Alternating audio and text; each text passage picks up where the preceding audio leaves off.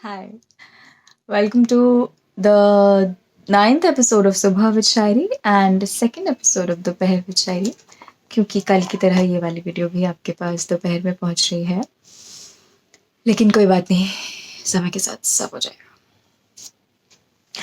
वो कहावत सुनिए कभी कि जहाँ ना पहुंचे रवि वहाँ पहुंचे कवि, अर्थात जहाँ सूरज की किरणें तक नहीं पहुंचती, कवि की कल्पना वहाँ तक पहुंच जाती है।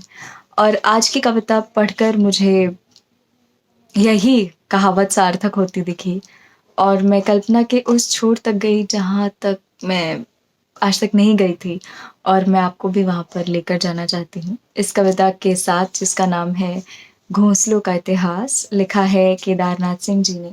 पुस्तक का नाम है प्रतिनिधि कविताएं। घोंसलों का इतिहास। मैं उसे एक पेड़ के नीचे से उठाकर लाया था जहाँ गिरा पड़ा था वह। मैंने अंदर छुआ, वह अब भी गर्म था। शायद वह माँ की कोठरी थी जो कि शुरू में ही थी, जहाँ 5-7 रोएं अब भी चिपके थे। शायद कोई शिशु डैना अभी अभी गया था उड़कर। अब एकदम खाली और अपने में संपूर्ण एक घर था वह, आदमी के घर का एक भूला हुआ पूर्वज, एक अद्भुत नमूना किसी पक्षी की वास्तुकला का। सोचने लगा मैं, क्या मिलता है किसी पुस्तकालय में घोंसलों का इतिहास? कब, कहाँ, कौन सा पक्षी था वह जिसने नींव में रखा था पहला तिनका? कोआ वह हो नहीं सकता, वह तो शुरू से ही घोंसला विरोधी है। और तोता, उसे तो शायद उसकी उड़ान के पहले दिन ही डाल दिया गया था किसी राजा के पिंजड़े में।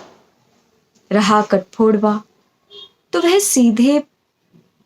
वह तो सीधे पेड़ के सीने में सेंध लगाता है, और वहां भी वह रह लेता है ठाठ से। हाँ, बया पर बात कुछ टिकती जरूर है। पक्षियों की दुनिया में ताजमहल बनाने की दुर्लभ तकनीक सिर्फ उसी के पास है। पर जो भी हो, सच यही है कि बाजार में मिलते नहीं घोंसले, वहां सिर्फ पिंजड़े मिलते हैं। इसलिए टूट जाने के बाद उन्हें हर बार बनाना पड़ता है नए सिरे से, उतने ही धीरज और शायद उससे भी ज्यादा जोखिम के साथ। मैंने कोशिश बहुत की, पर अंततः पाया कि पहली चोंच और पहले तिनके की उस पहली भेंट तक कोई रास्ता नहीं जाता। किसी पुरातत्ववेत्ता ने देखा ही नहीं कभी उस तरफ मुड़कर। पर सोचता हूं, क्या राष्ट्रों के इतिहास की तरह अलग अलग होता है घोंसलों का इतिहास भी? कितना अलग होता है एक नाइजीरियाई बगुले का खोता भारत के बगुले से? ईरानी अबाबीलें जब किसी घोंसले के बन जाने का मनाती हैं जश्न, तो क्या पहुंचता नहीं न्योता मंगोल अबाबीलों को? घोंसलों का इतिहास एक गहरे शोध और अध्ययन का विषय है, पर मुझे डर है कि रख दो कोर्स में तो दुनिया के सारे घोंसले भरा कर गिर पड़ेंगे।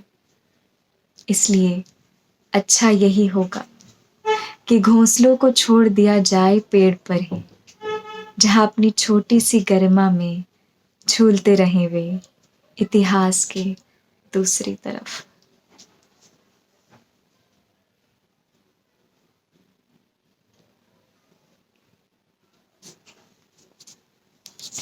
आज का हासिल, बाजार में नहीं मिलते घोंसले, उन्हें बनाना पड़ता है।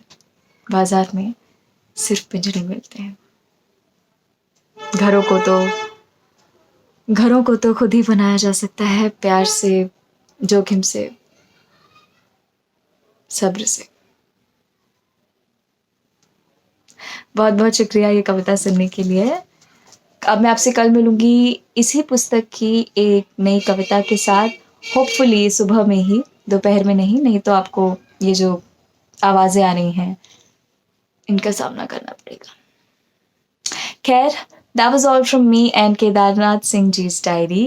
Until अगली सुबह, stay high on Shayari. Bye bye.